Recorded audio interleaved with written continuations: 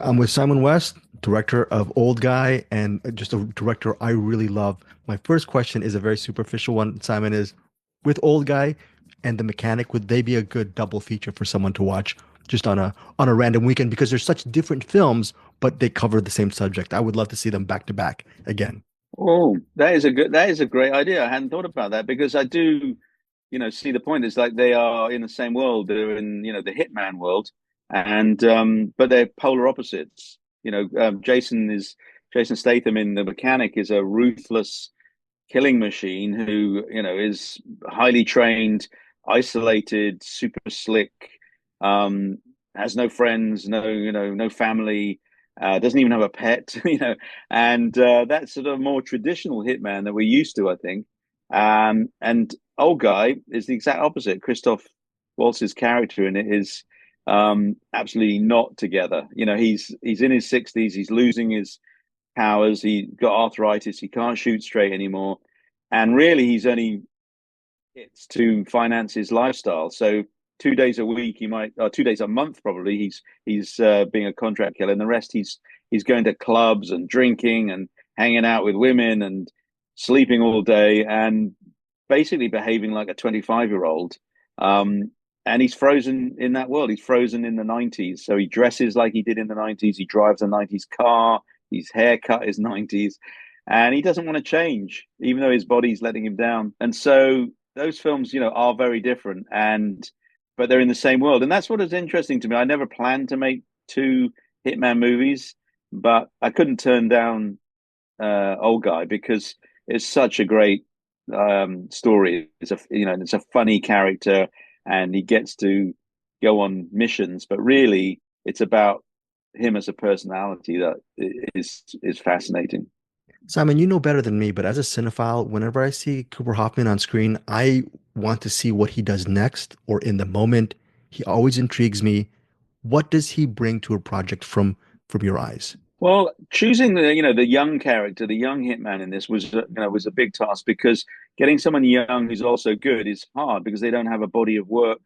And actually, Cooper Hoffman had only done one movie before this, and it was brilliant, and he was fantastic in it. So I knew he could do it, but I didn't know if necessarily he could do it every time.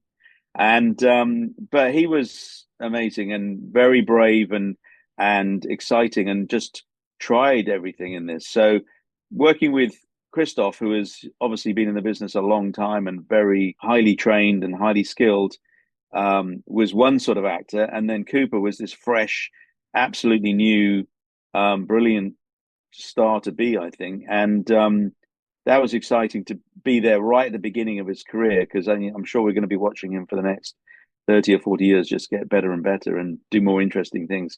So I was really lucky to get him, I think.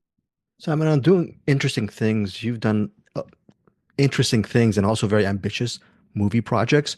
And I'm just wondering, just in general, what does it take to be an effective leader of and collaborator with so many different departments and your films have such a high ambition behind them? Is there sort of an unlock as far as being an effective leader? Yeah, I mean, a lot of directing is nothing to do with filmmaking. It's about, people management because you are dealing, especially on the big films, with a huge number of people and departments. And I think that the thing I learned was at the beginning you try and do everything yourself and control absolutely everything. And then you realize that actually, you're more like the captain of a ship that has heads of different departments, and you need to rely on their skills in the talents that they have in their department. So you hire the best, DP, the best costume person, the best sound person, the best assistant directors, the best production designers, and you tell them what your vision is, but you let them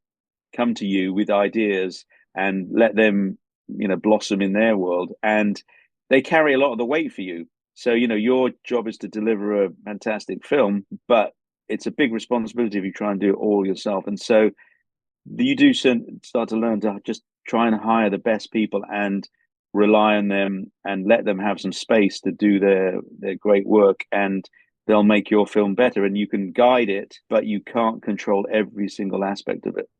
I really love the overall look of the film. Can you just talk about working with your DP as far as getting the vision for Old Guy? What was the key components as far as developing the visual sense for your film?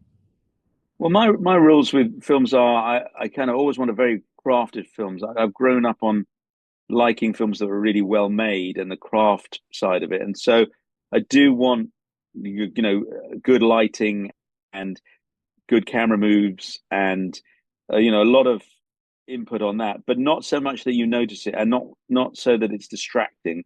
So I want to feel like I've gone to a world that's pleasant to be in and um is attractive in some ways, even if it's a real world. And it's that fine line of making sure it looks realistic and real, and this could be that, but it's also got some sort of movie craft about it that you feel like it is a well-made movie and not we turned up with a camera and shot with, you know, we weren't even careful where we put, even if we're shooting with daylight, we weren't careful where we put the subjects or anything like that. So I just enjoy the craft of it. I'm a bit of a craftsman, you know. I like make things with my hands, and filmmaking is something you make with your hands as well as your brain. And so I would say to the DP, you know, that you know, and also giving them time. Like you know, half your job is to give the DP enough time to light well. And so you say, this is the style I want, and here's the time you have to do it. And also we talk, you know, we look at other films maybe sometimes as well, and say, I don't want it like this, or I only like this little part of this type of film, and you arrive on a look, and you know, and often you work with the same people. On this one, it was a you know Martin Olgren was a new person to me, but most of the time I would work with the same people. So you know, you tend not to have those conversations, you know, after the first film so much because they know the sort of things you like. If you're going to change it, you say like this is very different from the last one, then maybe. But I tend to have the same rule book for all the films I do, even if they're sort of pushed. And sometimes it's not so much the lighting that changes; it's more like the production design. If it's a more outrageous film,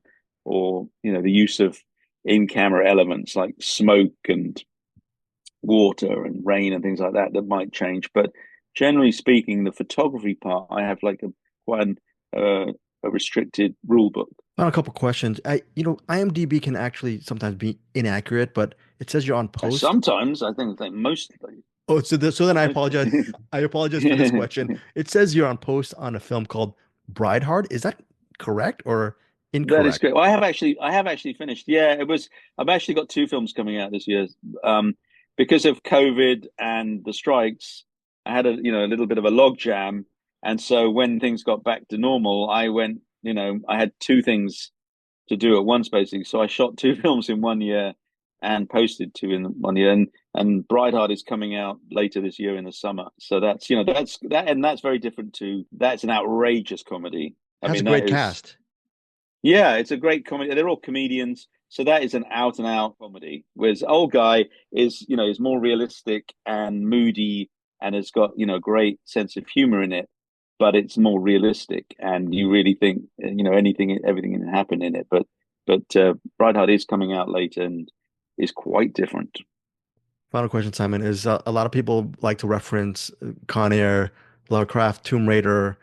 I love The Mechanic, but can you, and I love this film as well, can you name from your body of work a movie that you feel might be overlooked that you really loved that you can recommend to our movie watchers, our fellow cinephiles, and what made that movie, this particular movie of yours special? Yeah, I mean, there's the film I did with Nicolas Cage called Stolen. So after our Con Air, you know, experience, we wanted to do something together again. And quite a few years later, I did with a heist movie basically with him called Stolen, and I like it. You know, it's a fun old school heist kind of movie, and Nick is his usual brilliant self in it, and that would be the movie I would watch. And but I also have done TV work that people don't often know about, and there's a TV series I did called Keen Eddie for Fox, which is a dramedy. It's a detective goes to an American detective goes to London, and it ran on Fox.